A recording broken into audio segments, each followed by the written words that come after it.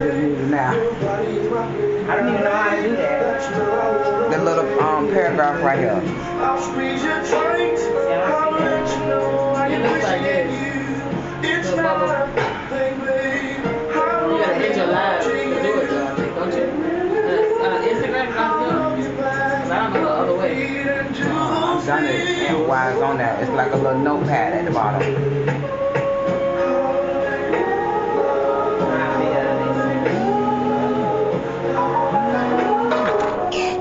They want to eat off my plate.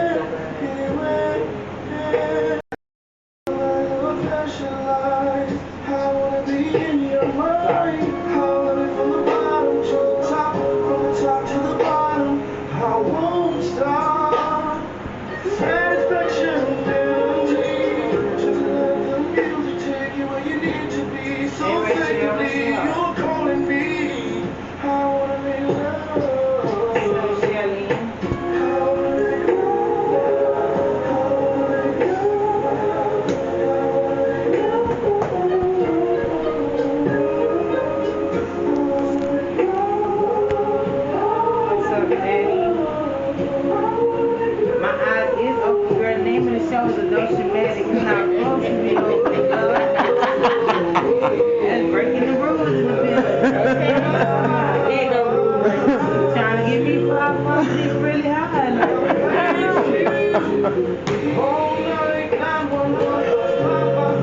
I can't even sit up straight no more. It's just I'm leaving. I'm leaving, girl.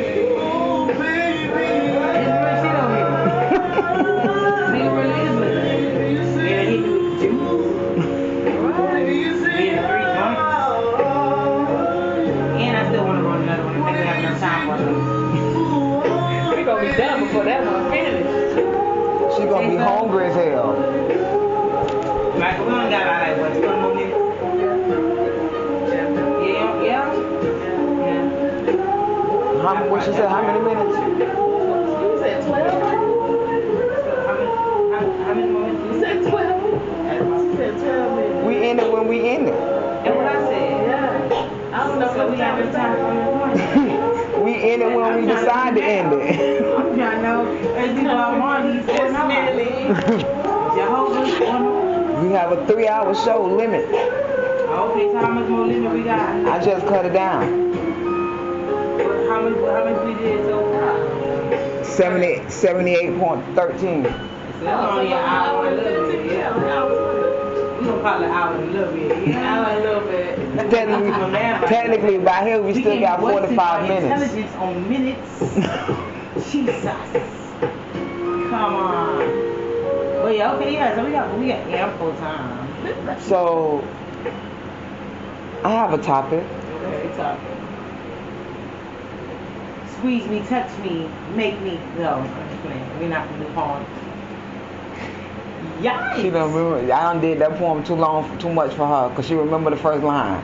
Listen, we're not going there. Y'all not ready. Y'all too young. How do We're not taking it down. a person that deals with depression Okay. is it something that a friend should realize? And if that's the way, if that's the answer, how do you help someone who's in that state or So I feel guess like what their you're really asking state? is, how do you know when a friend is going through depression, and how can you help if you do notice? Yeah. That's a good question. I can't even hit on this subject without even bring myself into it right now. Right. Because we all go through it You though. can tell Yeah. from withdrawal. But nobody knew I went through postpartum. Yeah. That was my whole But see, that's the thing about it is, technically nobody really is supposed to know because it's not a deep postpartum. Right. It's slight. And I was able technically, to still function. yeah, and technically it's more of a mind or physical Instead of It was okay for me when I went through it. It was the feeling of being alone. yeah. I had people around me. My mom would come home from work. She'd help me with the baby. My brother, my sister was there. They'll help me. Like even I want to take a shower, they'll watch the baby. But still, I felt alone. There's times I wake up in the night, I wouldn't sleep for days. Sometimes I cried all the time. The baby crying, we cried at the same time, and I just didn't know like what was going on and why I felt this way. Talked to baby daddy about it. He's like, I don't know. You should seek help. So I was like, okay, let me find somebody. And it's just talking to someone about it while you're going through it is hard because nobody wants to admit to it. Yeah. If you find you have those signs or you feel like something's just not right, you have to tell somebody. Like my little cousin just had a baby, and I told her mom what happened was when she was I think maybe 5 or 6 months pregnant, her daughter's father died in a bad car accident. Ouch. This is her first baby. So I told her mom, you got to watch out for those signs of depression because she's going to be missing him in these times. And it's not, He's not there to watch. To physically be there, he's not there. Yeah, so the baby is missing out and she's missing out, so it's like it's a lose-lose. Right, so to see, you have to watch, you have to really not even know somebody, but you have to really just watch their body language. Yeah. People will walk around with a smile on their face, but they see, hey, and as soon as they say, hey, their whole face just changed. Yeah. Those are the people you got to look for.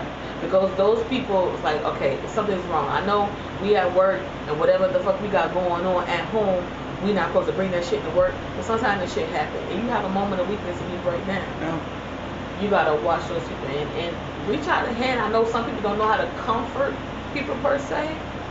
But just, say, it's going to be all right. Now, I'm here. That's words that we need to hear as somebody going through that. Now, is it more so that it's more people in it? Is it because they don't want to break? Is it feel like they holding too much on their shoulders so they can't have a weak moment? Definitely. So they're trying to hold everything in. So it's like that's why I say it's more of a mental. Because it's more in your mind per se than it is anything else, because you feel if you have that breakdown, something's gonna happen, or you're gonna feel weak, or you're not gonna be able to get back up. You feel like you're like, so there's moments where I will be driving and in my mind I'm like, what would happen if I drive off this cliff? What would happen if I go this way and not this way? Those are things in your mind where sometimes I feel like, okay, the devil be playing with you and then your mind playing tricks on you. So it's something that you have to get through and pray about as well. Talk it out loud. Even if nobody's in the room, you gotta say it out loud and dismiss it and let it go. But sometimes just saying it relieve a lot of pressure. I used to tell people as a writer, write it down. Yes. If it's something that you want to say and you don't want anybody else to know, write it down. Because you're not going to tell your truth to anybody, so you'll tell it on a piece of paper. Spill it. Once you write everything out, once you write everything out, burn it. Yeah. Because technically, you're letting it out. Because however it's coming out, it's being let out. So you don't have to hold on. So you don't have to hold on to it. And once you release it, so therefore don't nobody else know, you burn it. And that burn technically help you exhale. Yeah. Because of smoke. True. That's true. I usually text myself and I go back and I'm just hitting the delete button like this the whole paragraph. Or, I send it and I delete it. I send it and I delete it. That's what I used to do, the release. What I wouldn't express, but I know I needed to get it out because it was putting me in a bad space. Yeah. I would write it. Yeah, you got to. And then once I'm done, it's like a release. Then I rip it. Yeah. Because growing up, I never knew how to actually deal with depression. It was more like, it was kind of like you didn't even know you were depressed, to be real. It's like people just saw you as a person who had a lot of issues, and you were the problem everywhere you went. People shunned you and shit like that. You don't care about yourself to some degree. But dealing with it was never really something that people are taught.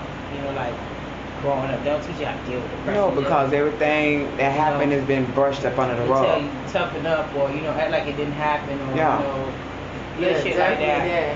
Like, and when it comes to when the little girls or little boys, even when they be in touch or something happens to them, molested, they are taught not to talk about Yeah, it. or put in church. Put in church. Man, that's Yeah, the worst. definitely put in church. Yeah, because I have an uncle that was put in church. They don't talk about that enough. Yeah. They definitely don't talk about that enough. And I was actually watching I pressed the lock button. I had to come out my shell and tell you. huh? Press the lock button. I need pepper. I was watching a show this morning, to be exact. And no, last night. And it was talking about actually it was divorce court. Oh, okay, that's my show right And there. the man was saying that the reason why he's holding on to certain things because it's certain things from his past that he needs answers to be able to close. And that everybody that he's asking keeps telling him to hush, leave it alone, or ignoring him. He was like, but everybody keep telling him he need to man up. He was like, how can I man up if I can't get answers to what I need to get over? So how can I deal with it if I don't have the answers to it? Yeah. So his grandma came on to testify. And she was like, all he need to do is man up. The judge stopped her. She said, you're absolutely terribly wrong. Absolutely. He's correct. That's a vicious cycle his family keep going through. And he's trying to break it. trying to break it. He said, how can he break something or get closure to something if he don't understand why it happened? Right, exactly. Because he went into foster care. Oh. His grandma had him until about maybe 12, and then she put him in the system. Oh, wow. But something happened where, that's fucking crazy. but something happened where his mom and dad didn't get him. His grandma got him. Right. So it was things he wanted to know why he felt abandoned. Absolutely. One of the answers, the questions you could tell he felt abandoned. Absolutely. And then it's like, what did he do so bad for you to get me into the court system and just give up on me? Right. Or what happened? But he remembered him, I guess, in a foster system. At one of his parents, they was actually somebody doing, making them have sex or something. Wow. So it was like more things was happening. But all you could tell him is to man up. How can he man up if he don't understand a lot of stuff? Y'all not telling that man what he need to hear. And on top He of gonna it, be a broken man trying to lean on somebody to help him heal, and he don't know what the fuck he's trying to heal. and on top of it, his mindset is still in the childhood age. Absolutely. Because he can't get up out of it because that's the part that he can't grow from because there's no answers He's to still it. a child. Yeah. That's sad, man. That's real sad. And that's fucked up. Yeah. And they do it. before. They do it all the time.